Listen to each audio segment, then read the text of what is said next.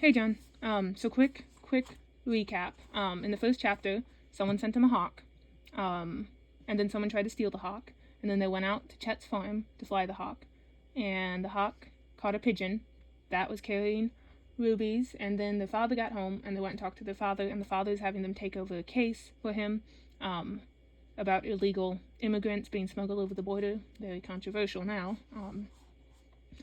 And he told them that it was a friend in India who had sent them the bird, and they contacted the friend in India, and he gave them the name of a rug dealer in Bayport who would teach them how to fly the bird. And they were out flying the bird when they got contacted by the police, and then it was nothing at the police station, so they decided to take the sleuth out to see if there was anything suspicious going on. And I'll read the last paragraph of the previous chapter. About half an hour later, the Hardys nosed the sleuth into the slip of their boathouse. Frank set the Falcon back on her pole perch, and had just closed the door behind them when there was a low rumble in the corner of the boathouse. The next instant there came a blinding flash, followed by a sharp explosion that rocked the building. A sheet of flames roared up the wall and across the boathouse directly towards the sleuth. Chapter 5, Indian Intuition. Stunned, the Hardys could see no escape from the flash fire, which had trapped them in their boathouse.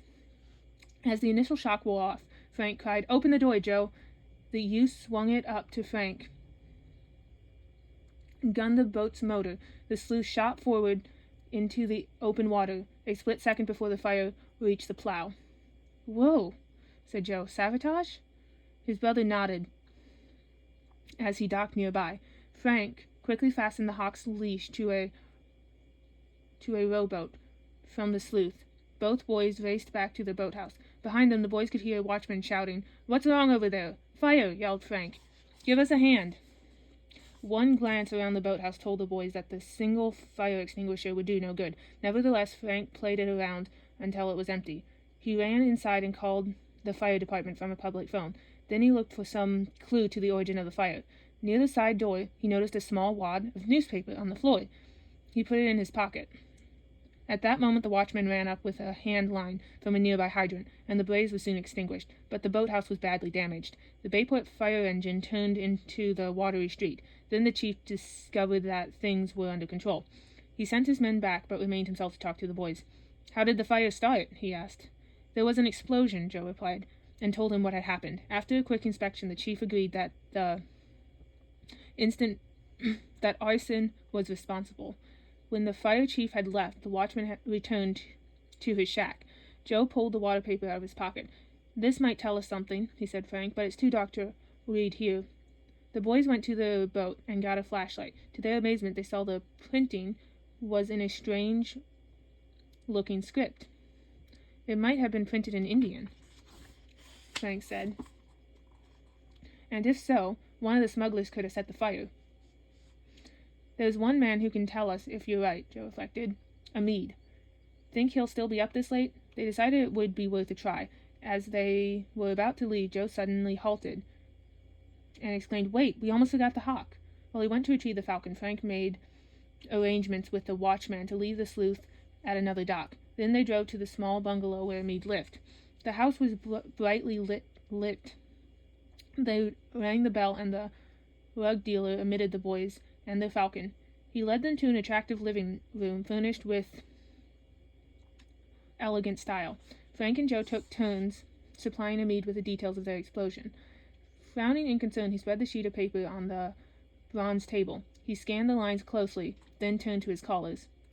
"It is part of a story which reporters that Tarva, the son of Satis Nayar, a well-known industrious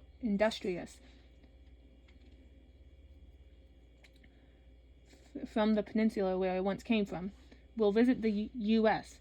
The boy is 18 and is to finish his schooling in this country. Satis Nayar is one of the richest men in India, and he has a reputation of being a great humanitarian as well. Incidentally, the date on this paper is almost 2 months past." Amid glanced over the rest of the paper, but found nothing in the other items that could be interpreted as a clue to the identity of the arsenalist.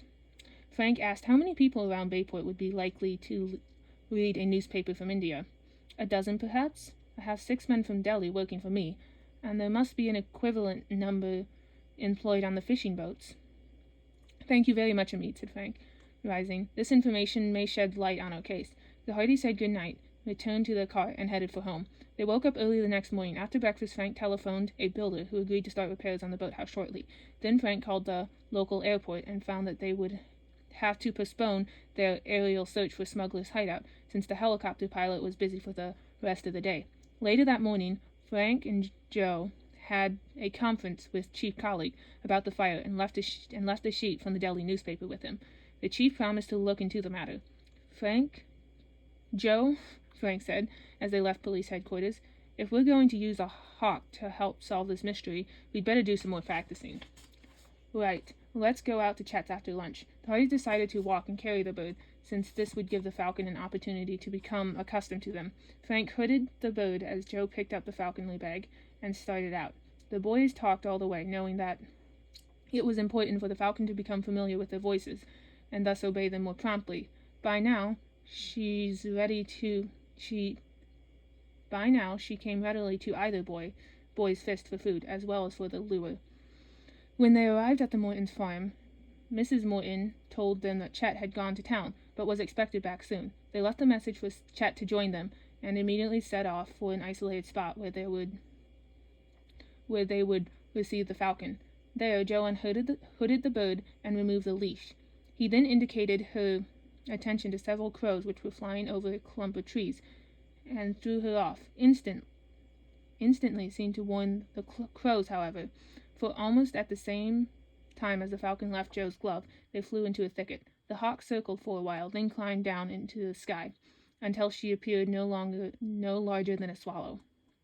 Maybe we're going to lose her, Joe said, worried. I don't believe so, Frank reassured him. She's waiting on, expecting us to flash Moore's quarry for her to strike. Well, we'll give her some, said Joe, taking the lure from the falconry bag and waving it. She's coming back, cried Frank. The boys watched a tiny speck hurtling towards them, growing larger by the second. In a long, graceful swoop, the falcon came down and struck the lure with a smack. Joe held it firmly, and the hawk came to rest. He offered her some raw meat, then hooded her, and set the bird on his wrist. Just then, Frank spotted Isla Morton running towards them.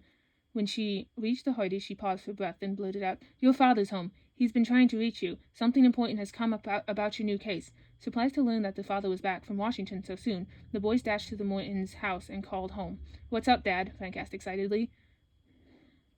I've just received a phone call from Mr. Harper. He's coming here from Washington with a friend from India who has a strange story to tell us. What is it? The matter is too confidential to discuss over the phone, Frank. The man will arrive tonight. I thought you boys would want to be on hand. We'll be there, Frank promised. As Frank put down the phone, Chet appeared with a huge container of ice cream. Frank told Chet of the meeting to be held at the Hardys' house that evening.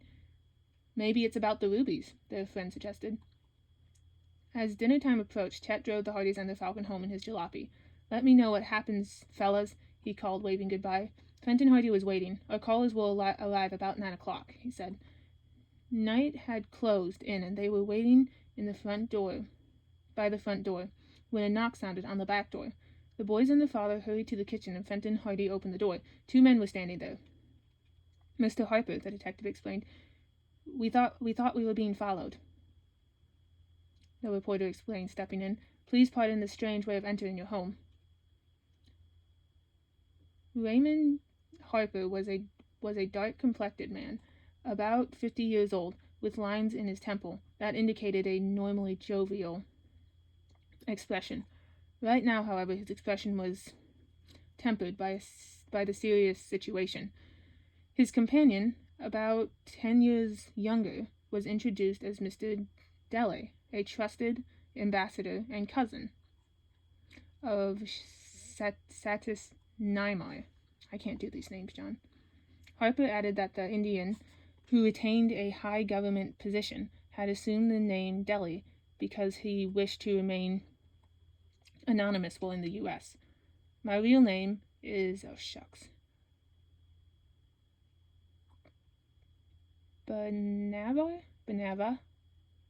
Benava, maybe. Mr. Daly said. My real name is Benava, Mr. Daly said. Mr. Hardy shook hands with him and introduced his sons. We'll go up to my study, he said, where we can be sure that our discussion will not be overheard by possible eardroppers at the doors or windows. He led the way to the second floor. After everyone was seated, Frank offered to bring the falcon to Mr. Harper, but the man advised against it. If the bird were to see me, he said, the fine progress you have made with her might be undone. Harper turned to his companion. Please tell your story, he requested. Mr. Daly began with a question. Have you ever heard of Tavor Narvi? I say that name different every time, I'm aware. Was on his way to the United States in order to complete his education. We learned it last night from a newspaper clipping, Frank replied, and told them of their adventure in the boathouse. He arrived in New York, all right, Mr. Daly went on. Then he was kidnapped. Kidnapped? chorused the Hardys, and Joe added, when?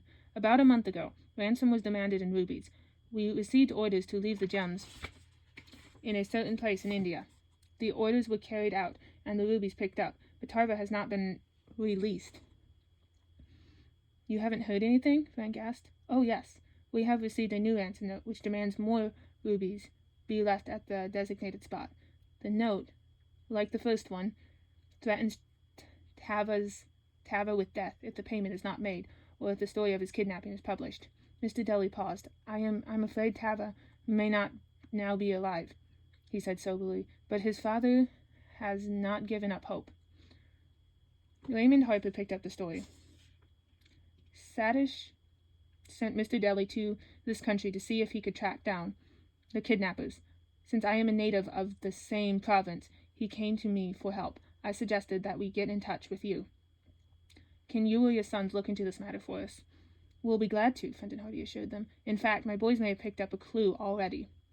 Yes? How? Both visitors asked in amazement. Frank and Joe told them of the precious rubies the carrier pigeon brought down by the hawk. The Indians were astonished to hear the news and agreed that the rubies might very well be a part of the ransom. They thought, too, that the missing youth could be held at the place from which the pigeon had been released, or where to it was heading. More likely it's the latter, since the pigeon came from the sea, said Mr. Hardy. We'll do our best to find the spot. Mr. Harper leaned forward in his chair. Nothing must happen to Tarva. He is like one of my own family. When he was just a small child, I was a guest at Satisnara. Turning to Mr. Daly, he said, Do you remember the cheetah hunt? I certainly do, said Mr. Daly recalled, and my cousins will never forget it. How you saved Tarva's life at the peril of your own when the boy was attracted by the cheetah. It was a great honor, Harper replied quietly. He turned back to Fenton Hardy and concluded, I guess we finished our mission here. Mr. Daly will return with me to my home in Washington. His enemies must not know where he is, so we will leave this the way we came. We are deeply grateful to you. We'll try to justify your gratitude, Fenton Hardy promised. Mr. Daly asked if they could spare no expense in tracking down any possible clues. Incidentally, he added, Tarva brought along his favorite goosehawk on the trip. This might help you locate him.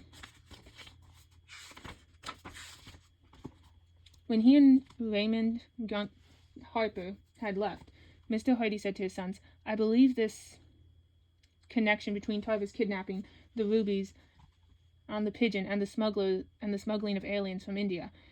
You boys made a start checking the coastline for clues. You might follow that up, as well as you try to locate the carrier pigeons. I'm away. I'm due back in Washington tomorrow. We'll keep after the waterfront angle, Frank assured him. We're going to do some sleuthing in the area, too, to track down the pigeon owner. The family was up early the next morning, so that Fenton Hardy could catch the first plane to Washington. While the boys were feeding and watering the falcon, their mother brought them $200 in cash and asked that they deposit it in the bank before 3 o'clock. They drove their father to the airport, then, looking for their friend, George Simon, who owned a helicopter. No passengers ahead of us today, I hope, said Frank. You're the first. Climb in. "What are you fellas chasing this time?" the pilot asked with a smile. "Carrier pigeons," Frank told him. First they flew to the end of the bay, and from there headed in the southward direction, which the two carrier pigeons had followed. The pilot kept the helicopter at a low speed while Frank scanned the land below. Meanwhile, Joe was watching the horizon behind them for any slow-moving boats that might be plying between some ship and the shore. He saw none, but suddenly cried out, "Here comes a pigeon, northeast of us." Simon held the helicopter stationary while the bird had come alongside and moved ahead of the craft. Then he trailed it. For about 8 miles the pilot kept the bird in sight, while Frank plotted its course on the map that he had brought. Then suddenly the bird made a dive for a sparsely wooded area. Simon spotted his forward flight and lowered the helicopter to get a better look. The boys carefully scanned the area, but there was no sign of a house or barn. Frank and Joe were puzzled, but finally concluded that it must have been a wild bird that just happened to take a southwesterly route. Although the Hardys spent most of the morning scouting the Bayport environment, they saw no other pigeons. At the airport, as the boys climbed into their convertible, Joe asked, "Where do we go from here?" "We ought to go to the bank," his brother replied, starting the motor. "But let's scout around the waterfront first for the heavy-set, tanned man wearing the ring." Joe nodded. "How about looking for the suspect sailor on the Daisy K? If he's the fella, he may be wearing the ring now." They parked their car a block from the shoreline, then walked briskly to the dock area, where the fishing boats, steamers, deep charters, cruisers, and pleasantry crafts were tied up.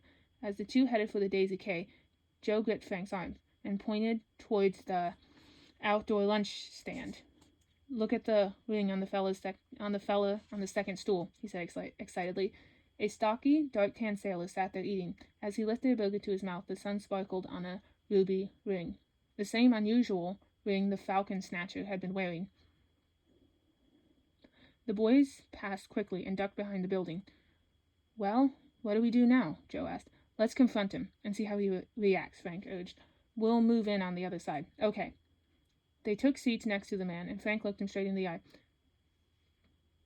"What did you want with a falcon?" he asked. The man looked up, startled. "Falcon?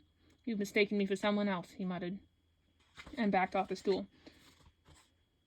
Joe gripped him by the shoulder. "If you want to tell us, you can explain to the police." "The police? Say, what's going on? I don't know anything about a falcon." The sailor's voice grew loud as he shook Joe off. "Where did you get the ruby ring?" Frank broke in, stepping in front of the suspect. This question brought a curious reaction. Apparently the man thought the boys intended to steal it, for he yelled, "Oh, no, you don't," and plunged headlong at Frank, trying to move past him. Frank thrust out a leg in front of the sailor, who tripped, fell over. Instantly Joe came down on his back, pinning him to the ground. "Now maybe we'll get better answers," he said. That's the end of the chapter.